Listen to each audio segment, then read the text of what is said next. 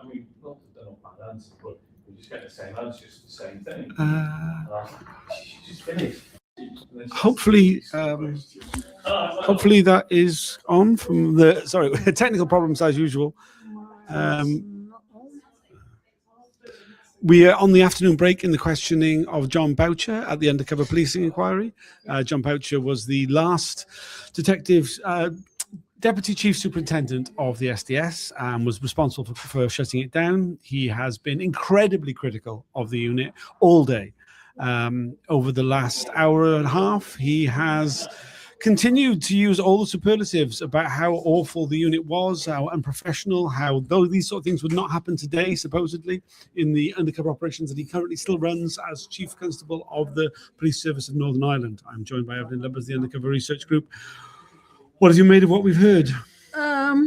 It's tempting to say finally someone says everything that was wrong. On the other hand, he had been around longer.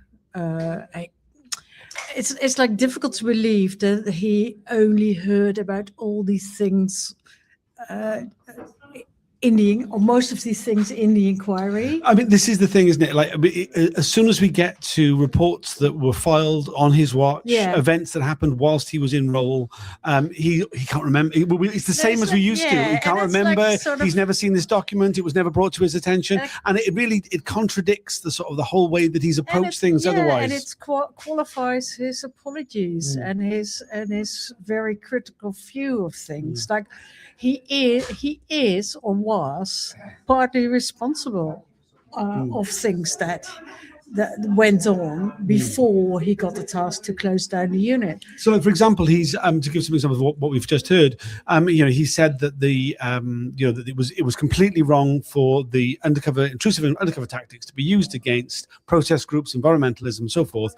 Yet we also see that when he was trying to cut the amount of overtime that was given to undercover officers, that there was special dispensation made for those infiltrating climate camp.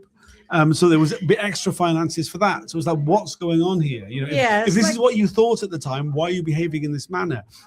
He gave some very direct things about the family justice campaign should never have been targeted. It was completely wrong, and he's very strong on like these generalities. But when it comes to specifics of things on his watch, he was responsible for what happened, and he does not acknowledge that. And that makes all the apologies, however heartfelt they're made, empty in a way, because he was responsible for people who were employed on his watch. And you have to look at the bigger scheme of things. That it had been clear for quite a while that things were going wrong in the SDS, and an organizational decision had been made over his head to to merge them with terrorist squad. And that was going to happen anyway, and that was so his task was basically to see if any of the undercover officers were the right people to sort of join the merge and continue in a modernized way.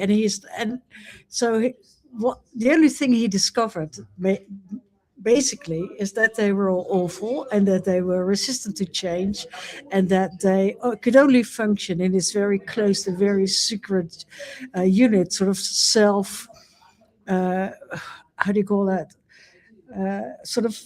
They did what they did because it was always done like that. Yes, and self-infatuated. That's what I mean.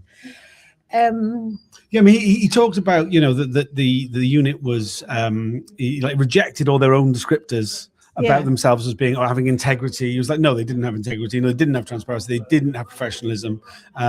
He was incredibly strong.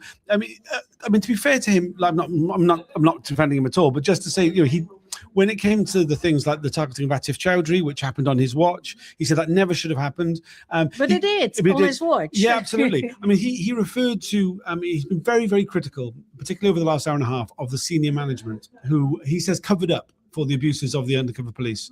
He said as bad as their actions were, that they were allowed to happen by generations of special branch senior officers who covered up the what was going on. And didn't question anything. Yeah. I mean, Basically. but then he himself didn't question anything. No, so that's in that sense he is part of the entire play, and he doesn't acknowledge that, No. and that is a bit of a shame. Yeah. That is missing. I mean, really. also, I mean, he does continue to say that the checks and balances in covert policing at the moment continue to improve, and that the Covert Human Intelligence Sources Criminal Conduct Act of 2021 has improved things even more, and that we shouldn't worry about current events, which I'm sorry, I just that's cannot Stretch buy. 5, isn't it? It's Stretch 4 and 5 that are currently under threat of not happening.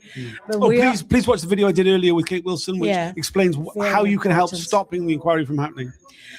But like he is sort of cordoning that off, like, and that happens all the time. Like, this was my remit, this was my task, and now everything is fine. And we know from the national unit that followed up the SDS, the MPIOU, which functioned under RIPA, under the new legislation, that things continue to go wrong in exactly the same way as they did in the SDS.